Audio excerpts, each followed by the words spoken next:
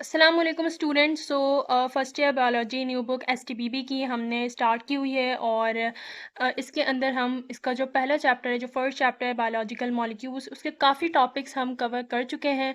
और इस specific video के अंदर हम इंपॉर्टेंस ऑफ वाटर जो हमारा टॉपिक था उसकी कुछ रिमेनिंग हेडिंग्स रह गई थी, तो वो हम इसे इंशाल्लाह इस वीडियो लेक्चर के अंदर कंटिन्यू करेंगे और उसको डिस्कस करेंगे। तो लेट्स स्टार्ट।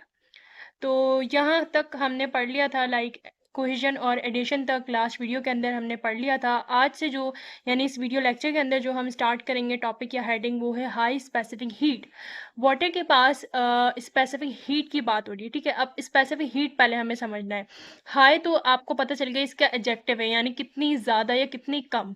लेकिन स्पेसिफिक हीट क्या होती है, तो यहाँ पर आपको इसकी डेफिनेशन मिल जाएगी। ये डेफिनेशन जो मैंने हाईलाइट की हुई है कि the amount of heat energy required to raise the temperature of 1 gram of that substance by 1 degree centigrade. यानी आपको ये कहा जा रहा है कि 1 ग्राम का सब्सटेंस है, कोई भी सब्सटेंस आप कंसिडर कर लें कि 1 ग्राम का सब्सटेंस है, और उसका इतना टेम्परेचर बढ़ाएं कि अगर फॉर एग्जांपल उसका टेम्परेचर 10 डिग्री सेंटीग्रेड है, तो उसको इतनी ज़्यादा एनर्जी दी जाए कि उसका टेम्परेचर 10 था तो 11 डिग्री सेंटीग्रेड हो जाए, 15 था तो 16 डिग्री सेंटीग्रेड हो जाए।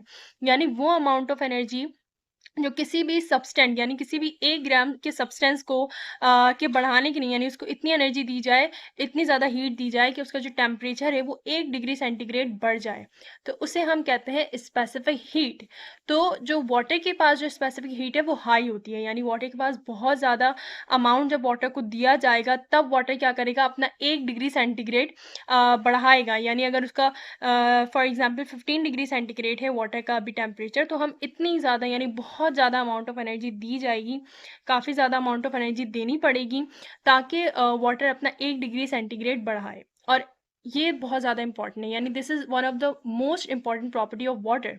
क्यों? देखें, अगर आपको पता है कि सेल के अंदर जो अमाउंट है वाटर का वो ज़्यादा है, यानी सेल के अंदर जो वाटर है उसकी क्वांटिटी ज़्यादा है, उसका अमाउंट ज़्यादा है। अगर वाटर के पास ये स्पेसिफिक हीट कैपेसिटी नहीं होती या हाई स्पेसिफिक हीट नहीं होती, तो वाटर थोड़े से एनवायरनमेंट के चेंज से या कोई भी टेम्परेचर के चेंज से वाटर अपनी स्टेबिलिटी खो देता है, और वाटर आसानी से और ईज़िली क्या कर लेता, अपना जो टेम्परेचर है वो बढ़ा लेता। तो उससे बहुत सारे जो प्रोसेसेस हैं वो डिस्टर्ब होते हैं, और उससे जितने भी जो केमिकल रिएक्शंस हैं वो जो है वो डिस्टर्ब होते हैं। तो ये एक वाटर के पास इंपॉर्टेंट प्रॉपर्टी है कि वाटर को काफ़ी ज़्यादा अमाउंट ऑफ एनर्जी दी जाती है, तब जाके वाटर क्या होता है, अपना टेम्परेचर चेंज करता है या फिर वार्म अप होता है, ठीक है। और इसका रीज़न क्या है, यानी क्यों वाटर को इतना ज़्यादा अमाउंट ऑफ एनर्जी दी जाएगी कि वाटर अपना 1 डिग्री सेंटीग्रेड बढ़ाए। तो ऐसा क्या रीज़न है जिसकी वजह से वाटर के पास जो स्पेसिफिक हीट है वो ज़्यादा है। तो आपको पता है, आपने पढ़ा था कि वाटर के पास जो है वो वाटर की पोलर नेचर होती है, ठीक है। वाटर यानी कुछ चार्जेस रखता है अपने पास, ठीक है, एक पॉजिटिव एक नेगेटिव। इसको हमने डिटेल में डिस्कस किया है लेक्चर के अंदर, प्रीवियस लेक्चर्स के अंदर। तो वाटर के पास पोलर नेचर है, और पोलर नेचर के अलावा हमने पढ़ा था कि वाटर के पास जो है वो हाइड्रोजन बॉन्डिंग होती है, जो कि बहुत ज़्यादा स्ट्रॉन्गेस्ट बॉन्डिंग है। यानी अगर आप डिफरेंट बॉन्ड्स पढ़ेंगे केमिस्ट्री के अंदर, डेटिव बॉन्ड है या आप जो है वो कोऑर्डिनेट बॉन्ड पढ़ेंगे, तो उसमें सबसे ज़्यादा जो स्ट्रॉन्गेस्ट बॉन्ड होता है वो हाइड्रोजन बॉन्ड होता है। यानी इसको तोड़ना बहुत ज़्यादा मुश्किल होता है, इसको बहुत ज़्यादा अमाउंट ऑफ एनर्जी दी जाती है, वाटर का बहुत ज़्यादा एक्सपेंस होता है, तब जाके जो बॉन्डिंग है ये टूटती है, जो कि वाटर के मॉलिक्यूल्स में होती है। यानी वाटर अपने नेबरिंग मॉलिक्यूल से जो जुड़ा हुआ होता है वो इसी हाइड्रोजन बॉन्डिंग के थ्रू होता है। तो इसीलिए इस रीज़न की वजह से, यानी अगर आपसे पूछा जाए कि वाटर के पास हाई स्पेसिफिक हीट क्यों है, तो उसका रीज़न यही है कि वाटर के पास हाइड्रोजन बॉन्डिंग है, और hydrogen bonding is one of the strongest bonding, जिसकी वजह से बहुत ज़्यादा अमाउंट ऑफ एनर्जी दी जाती है, तब वो बॉन्ड्स टूटते हैं, और तब जाके वाटर अपने आप को वार्म अप करता है या गर्म करता है, ठीक है।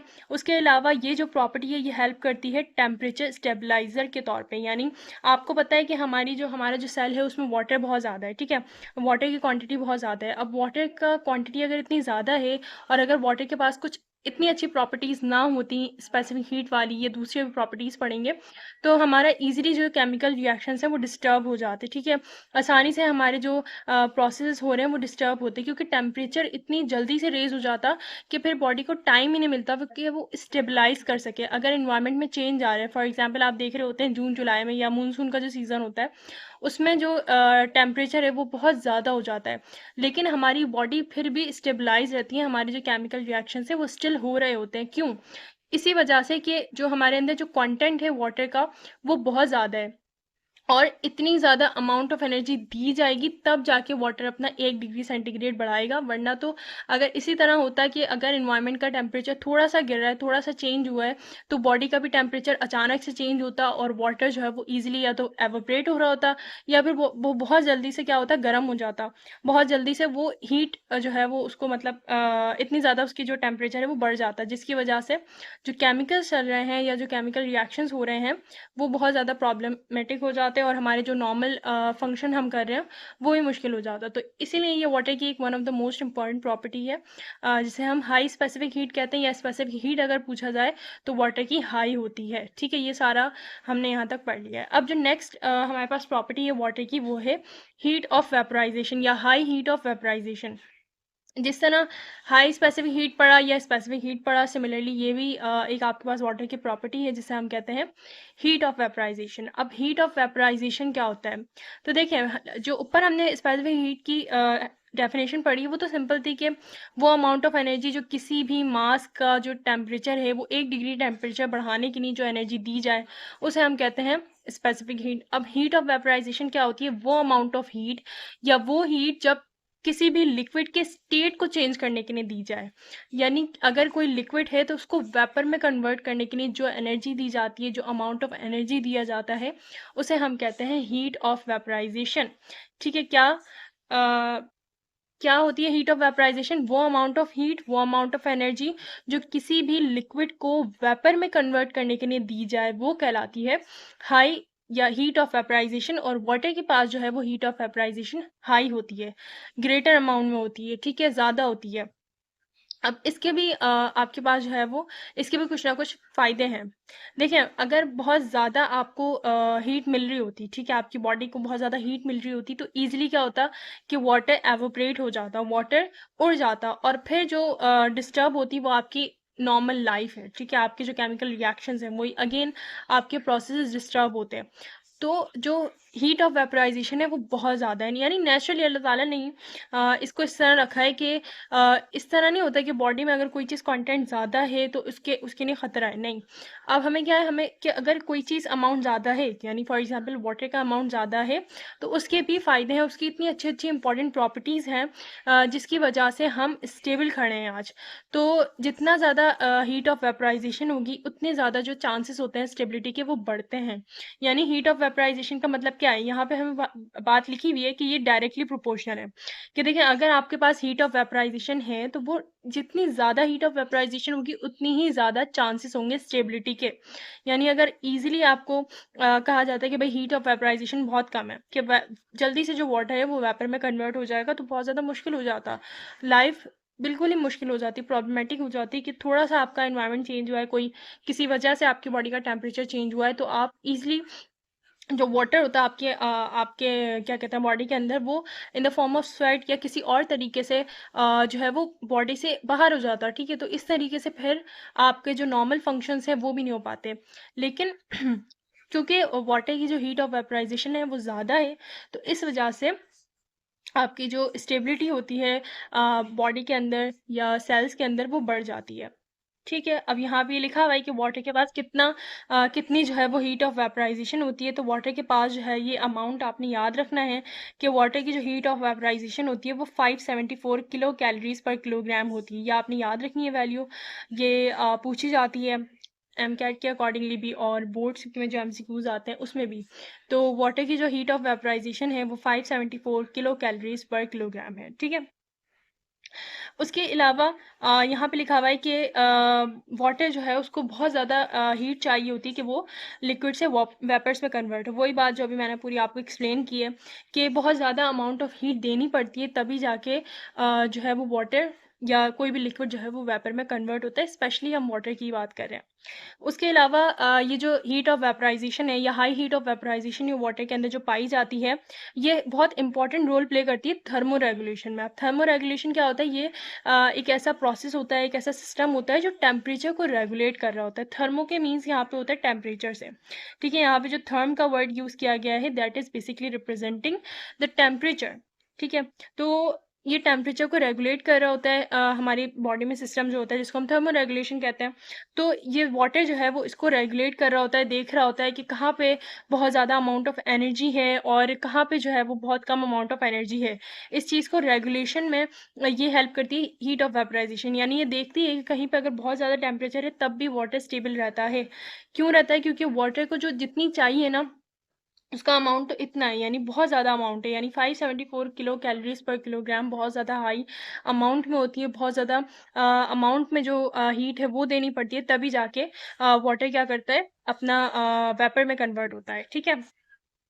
उसके अलावा आपने पढ़ा होगा एवापोरेशन के अंदर, आई गेस एवापोरेशन में ही था जी, कि एवापोरेशन जो है वो कूलिंग इफेक्ट है। क्यों? क्योंकि देखें, जब आप देख रहे होते हैं कि जो एवापोरेशन, कभी आपने जब चाय वगैरह बनाई होगी या कभी पानी बॉईल किया होगा तो उस वक्त आप देखते हैं कि जैसे ही बबल्स आते हैं तो जो ऊपर वाले जो कूलिंग इफेक्ट है, यानी जो गर्म हो रहे हैं मॉलिक्यूल्स वो ऊपर आते हैं और जो ठंडे होते हैं वो नीचे जाते हैं, फिर वो गर्म होते हैं फिर ऊपर आते हैं। यानी कभी भी, आपने डायग्राम में या कभी आपने जो है वो फिजिकली भी देखा होगा, किस तरह होता है कि आपके पास ये सपोज ये कंटेनर है, ठीक है, चाय का या जो भी है, इसमें ये वाटर है सारा, ठीक है, इस तरह सारा वाटर है।